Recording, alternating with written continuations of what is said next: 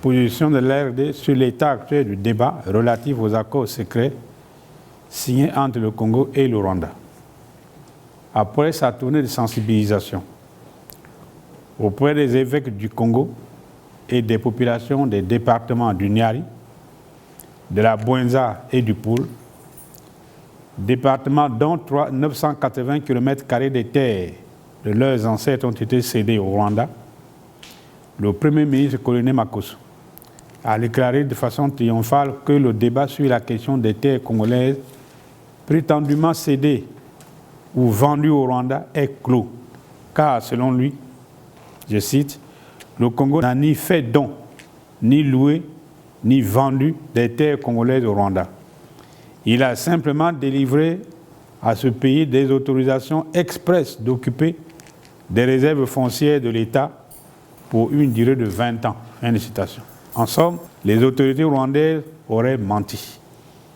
Faux, Monsieur le Premier ministre, car le 27 juillet 2022, l'ambassadeur rwandais en République du Congo, M. Théoneste Mouti Dachawaka, a rencontré le ministre congolais des Affaires foncières, M. Pierre Mabiala.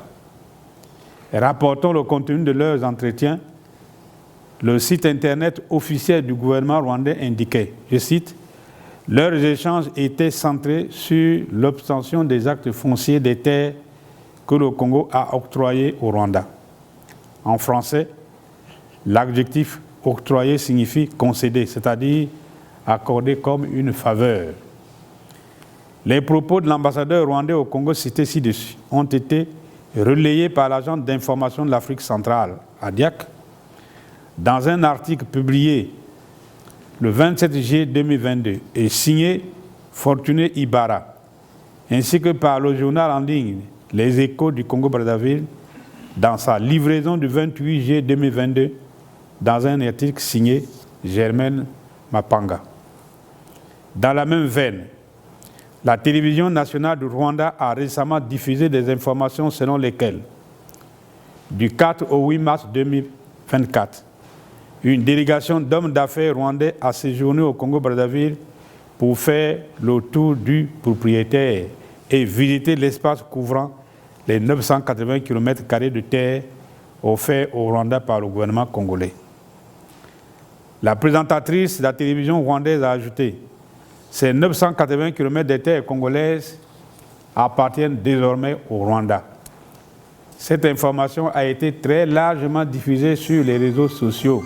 Du côté congolais, dans son discours décliné le 22 juillet 2023 à Kigali, à l'occasion de la visite d'État effectuée au Rwanda par le président Denis Sassou Nguesso, M.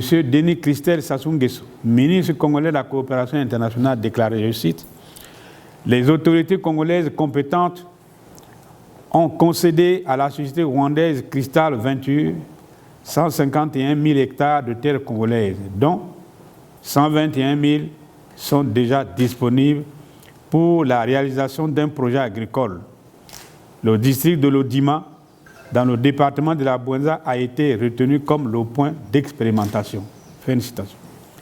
Cette information est d'autant plus vraie qu'elle est donnée par celui-là même qui a signé les accords du côté congolais.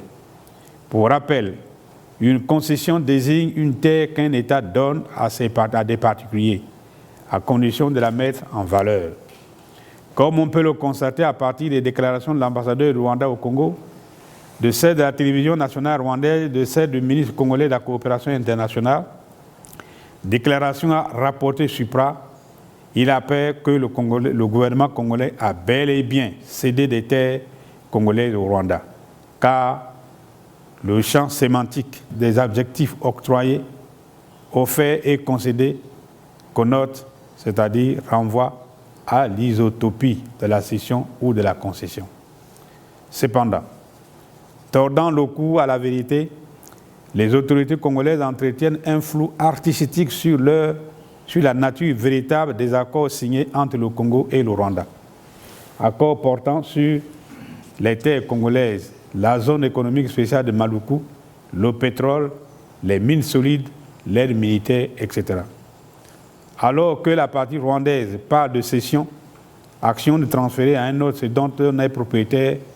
La partie congolaise parle, selon les locuteurs, de baux amphithéotiques, de contrats instituts personnels, de concessions d'autorisation express d'occuper des terres foncières de l'État pendant 20 ans, etc.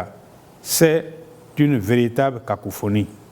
Une clarification terminologique s'impose donc pour une bonne compréhension de la nature véritable des accords cités ci-dessus.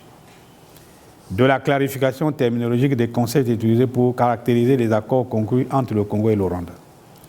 Dans un entretien avec le journaliste Séverin Malanda de la télévision Vox TV, M. Denis Christelle Sassou Nguesso a indiqué que les accords signés avec la société rwandaise Christian Venture sont des baux amphithéotiques. Et rappelons d'abord qu'un bail est un contrat par lequel on donne à quelqu'un la jouissance d'une chose, moyennant un prix convenu et pour un temps déterminé. Souvent, il s'agit d'un contrat portant sur la location des propriétés foncières et immobilières. Dans ce sens, un bail amphithéotique est un bail de longue durée, entre 18 et 99 ans. Cette durée peut parfois aller jusqu'à 999 ans. Dans un bail amphithéotique, le locataire a un droit réel sur le bien loué. Il peut l'hypothéquer, le louer ou le sous-louer. Par ailleurs, dans l'article 4 du contrat portant cession des terres congolaises à la société rwandaise Crystal Venture, contrat dont le contenu a été dévoilé par Ziana TV, il est clairement écrit qu'il s'agit d'un contrat institut personnel, c'est-à-dire d'un contrat dans lequel les parties contractantes s'interdisent formellement de céder ou de transférer sous quelque forme que ce soit tout ou partie du contrat à une tierce personne. Du reste, l'expression contrat institut personnel est impropre lorsqu'elle est employée pour caractériser un contrat entre des États. Cette expression est généralement utilisée dans le cadre de contrats entre personnes privées, comme par exemple dans le cas d'un mariage entre un homme et une femme. Un tel contrat n'est attaché qu'à la personne de chacun des deux mariés. Il n'engage personne d'autre. Un contrat institut personnel est éternellement attaché à la personne de ses signataires. Dans le cas des terres congolaises, ce contrat n'engage que 3 personnes. Denis Christelle Sassou Nguesso pour ses intérêts personnels, Madame Yvonne Mouni Ligui, représentant de la filiale congolaise de Crystal Venture, et M. Serge Pereira, le représentant de la société Mencefel Venture Congo Holding, sur ce qui manage le projet de la culture du ricin, en collaboration avec la société pétrolière italienne Eni. C'est dire que l'arrangement administratif conclu entre ces 3 personnes ne concerne nullement l'État congolais, car selon les dispositions de l'article 4 du contrat susmentionné, il s'agit d'un contrat institut personnel. Or, ici, il s'agit d'un bien public qui n'appartient pas à l'une de ces 3 personnes privées. Il faut encore faire observer que pour le Premier ministre Coliné Makosso et pour le ministre de la Communication, porte-parole du gouvernement, Thierry Mongala, les contrats signés avec le Rwanda dans le domaine foncier sont des autorisations exprès d'occuper des réserves foncières de l'État pendant une courte durée, 20 ans. On le voit. Les autorités congolaises ne parlent pas le même langage en ce qui concerne la nature des accords signés entre le Congo et le Rwanda. Cette cacophonie n'a rien pour étonner, car la ruse politique, le mensonge, la manipulation, le camouflage et l'ambiguïté figurent parmi les stratégies politiques du pouvoir, telles que l'exerce l'État PCT. Dans un souci de transparence, il est impératif que le gouvernement congolais publie intégralement le contenu de tous les accords conclus avec le Rwanda. À ce sujet, dans son discours du 22 juillet 2023 à Kigali, le ministre congolais de la coopération internationale parlait de 33 instruments juridiques qui existent à ce jour à propos des accords avec le Rwanda. L'ARD exige que ces 33 instruments juridiques soient intégralement publiés dans le journal officiel comme le prescrit la Constitution. Les autorités congolaises ont l'impérieux devoir de dire la vérité. toute la vérité et rien que la vérité sur les accords avec le Rwanda. Comme l'avions déjà dit et répété dans nos précédentes déclarations sur la cession des terres congolaises au Rwanda, quelle que soit leur nature, cession, baux amphithéotiques, contrats intitulés personnels, autorisation express d'occuper, etc., ces accords violent de façon flagrante la Constitution congolaise en ses articles 5, 44, 45, 53, 217 et 219. De ce fait, ils sont nuls et de nul effet. L'État congolais a le devoir d'observer et de respecter scrupuleusement l'esprit de la Constitution et des lois de la République. Il y a une hiérarchie dans les normes juridiques. La Constitution prime sur la loi prime sur le décret et le décret sur l'arrêté. Une loi ne peut pas contredire la Constitution. Un décret ne peut pas contredire une loi et un arrêté ne peut pas contredire un décret. Pour bien comprendre le caractère diabolique et suicidaire pour notre pays des accords secrets signés avec le Rwanda, il importe d'interroger la nature du partenaire rwandais, les dimensions politiques et géographiques de la cession de 980 km² des terres congolaises au Rwanda et le contenu des accords de défense conclus entre le Congo et le Rwanda. La nature du partenaire rwandais. Le caractère sulfureux, belliciste et expansionniste du partenaire rwandais est un secret de polichinelle. Le président Paul Kagame est notoirement connu à travers son itinéraire politique, l'objectif stratégique qu'il poursuit, ses stratégies et son positionnement sur la scène politique internationale. Comme chacun le sait, l'objectif stratégique de l'action politique du président rwandais est de créer un Tutsi Land dans la région des Grands Lacs et en Afrique centrale. Plus concrètement, il s'agit de construire un grand empire Ima-Tutsi qui engloberait le Rwanda, le Burundi, les RDC, le Congo-Brazzaville et l'Angola. Pour le président rwandais, cet empire n'a pas de frontière. Sa frontière est l'horizon. De ce fait, le Tutsi-Land a besoin de territoire et de terres. Pour rappel, le Rwanda est le pays le plus densément peuplé d'Afrique continentale, 101 habitants par kilomètre carré. Il compte 13,78 millions d'habitants. Sa superficie est de 26 338 km². En bon seigneur de guerre, le président rwandais pourtant parcourt l'Afrique dans le dessein, d'une part, de trouver une solution au trop plein de populations rwandaises qui ne trouvent pas de place au Rwanda, et d'autre part, infiltrer les administrations publiques des pays cibles, s'emparer de leurs terres et exploiter leurs ressources naturelles. Il rêve de rattacher le Kivu au Rwanda pour absorber ce trop plein. Sa stratégie repose sur 4 piliers. L'infiltration des institutions publiques de pays africains cibles par ses experts en espionnage et les hirondelles rwandaises, belles et charmantes filles Tutsi, du service secret extérieur rwandais rompu à l'art de la séduction, comme c'est le cas en RDC, en RCA, au Congo-Brazzaville, au Cameroun, en Afrique du Sud, en Angola, etc. La pénétration économique des pays cibles par l'intermédiaire de son bras financier, le fonds financier Cristal Venture et l'exploitation des ressources naturelles des pays infiltrés, comme c'est le cas à l'est de la RDC. L'envoi des mercenaires rwandais dans des pays africains en guerre, RDC, RCA, Mozambique. La traque des opposants dans des pays étrangers, RDC, Burundi, Ouganda, Afrique du Sud, Congo-Brazzaville, Canada, etc. Les mentors du partenaire rwandais. Certains pays occidentaux, pour avoir abandonné le Rwanda à son triste sort lors du génocide des Tutsis et des Hutus modérés en 1994, ont contracté une sorte de dette morale à l'égard du Rwanda.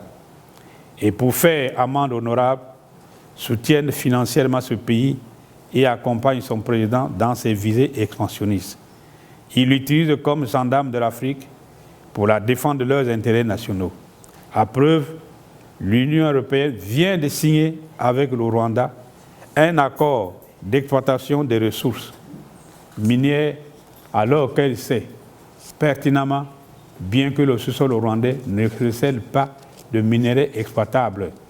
Les ressources minières visées par l'accord UE-Rwanda sont celles de la RDC. Sur ce point, dans un ouvrage récent intitulé « L'Holocauste au Congo, l'omerta de la communauté internationale, le politologue camerounais Charles Onana dénonce le silence incompréhensible de la communauté internationale sur la guerre meurtrière menée par le Rwanda dans l'est de la RDC. Guerre qui a déjà coûté la vie à plusieurs millions de citoyens de la RDC. Ce, dans la plus grande indifférence de la communauté internationale. Pourtant, très loquace et réactive sur la guerre entre la Russie et l'Ukraine et celle qui oppose Israël aux Palestiniens. Les dimensions politiques et géopolitiques de la cession des terres congolaises au Rwanda. Les accords secrets signés entre le Congo et le Rwanda s'inscrivent dans le cadre du projet politique du président Denis Sassou Nguesso de préparer une succession dynastique à la tête de l'État congolais. En effet, le chef de l'État congolais caresse le rêve de fer de son fils, Denis Christophe Sassou Nguesso, son dauphin. Cette perspective se heurte malheureusement pour lui à une très vive opposition de la famille régnante, de la majorité des membres et cadres du PCT, parti au pouvoir, et de près de 99% des populations congolaises. Devant ce rejet quasi général du dauphin désigné, le chef de l'État congolais a décidé de passer en force. Dans cette perspective, il a mis au point un plan de guerre en vue de propulser son fils à la barre.